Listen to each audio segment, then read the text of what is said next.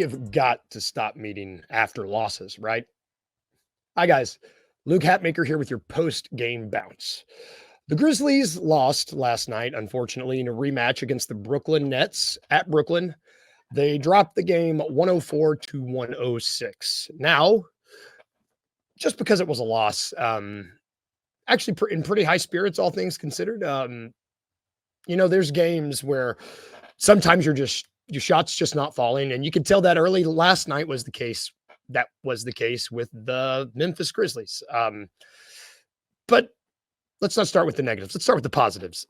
Zach Edey had his most dominant game of the entire season. It's a short season, sure. Short sample size, but he had his most dominant game so far against the Brooklyn Nets. He had 25 points, 12 rebounds, 1 assist, was 11 of 12 from the field, 1 of 1 from 3, 2 of 4 from the line with 4 blocks, 2 turnovers, and only 1 foul. That's all in 29 minutes.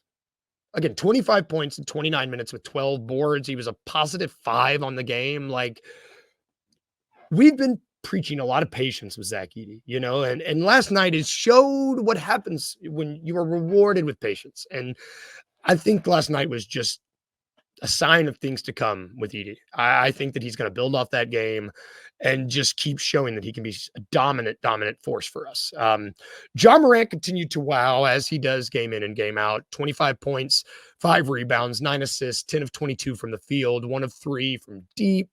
He was perfect from the line, only turned the ball over 3 times. The game that you expect from your superstar. 33 minutes, which, if you're noticing a pattern here, there's a lot of minutes so far between these two guys. And that's what we've been clamoring for TJ to do, shorten these rotations. We know people are hurt. We get that. But you don't win, consistently by playing 10 guys, 10, 12 guys. You have to shorten your rotations. You have to. And TJ did that last night. Jalen Wells played 33 minutes. Ja Morant played 33 minutes. Jaren Jackson Jr. played 32 minutes. Good things. Santi Aldama played 31 minutes. Zach Edey played 29. Jake LaRavia, 32. And Scottie Pippen played 31. That's 7 guys that played basically 30 minutes. Jay Huff and Brandon Clark were in there with about 10 minutes each, but the rotation was significantly shortened. And it helps. You can see that it helps. Like I said, this game was not lost because the Grizzlies were the worst team. Far from it. They were the better team all night. Go through side by side. Here are the two teams. The Grizzlies, 47% from the field. Nets, 48%. Free throw percentage, 77 for the Grizzlies, 72 for the Nets. Turnovers, 14 for the Grizzlies, 13 for the Nets. Assist, 29 for the Grizzlies, 28 for the Nets. Rebounds, 44 for the Grizzlies, 37 for the Nets. Blocks, 8 for the Grizzlies, 1 for the Nets. Steals, 5 for the Grizzlies, 7 for the Nets. We had 16 personal fouls. They had 22. This was an evenly matched game, except from the three-point line. And that's ultimately how we lost this game, was our shots weren't falling from deep. We shot 27% from the three-point line. 27%. We were 8 of 30. The Nets were 36%. That's where the game was won and lost right there. If they're going to make 13 threes and we're going to make 8, probably going to lose that game.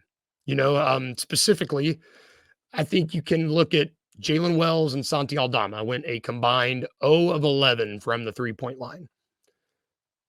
That's not going to happen consistently. Between them, I would say 3 of our best three-point shooters in the past or in the early part of the season. You got Jalen Wells, you got Santi Aldama, and you got Jay Huff. Those guys went a combined 0 for 12 last night. That's not going to happen. That's not going to happen on a consistent basis. The rim was closed for business last night. That bucket was not having anybody fall in from us. That's what was going on. And the Grizzlies bench has been outplaying everybody. It seems in these early games wasn't the case last night. They only had 22 points, far, far less than what they're used to have. It's just the long and short of it was our shots were not falling. Plain and simple. If your shot's not falling, you're not going to win the game. I'm not gonna be in sour spirits. I don't know if that's a thing. I'm not worried about this game. I think this team is still very, very, very close. We are a 4-4 team that easily could be 8-0. And I'm not just saying that because I'm a homer, a little bit because I'm a homer, but not a lot of it because I'm a homer. This team is good and they're close, and they're not going to shoot 27% from three every night. Keep in mind, we're missing Desmond Bane, we're missing Luke Kennard, we're missing Gigi Jackson, we're missing some of our best shooters. Breathe. It's going to be fine. All right? Yeah, trust me. We're going to be back. Well, the Grizzlies are going to be back in action on Wednesday when they play the Los Angeles Lakers. I know I'm excited about that. You tune in all this week at lovecitymedia.co. We're going to have a ton of stuff for you guys. Everybody have a good day, and this has been Luke with your post-game bounce.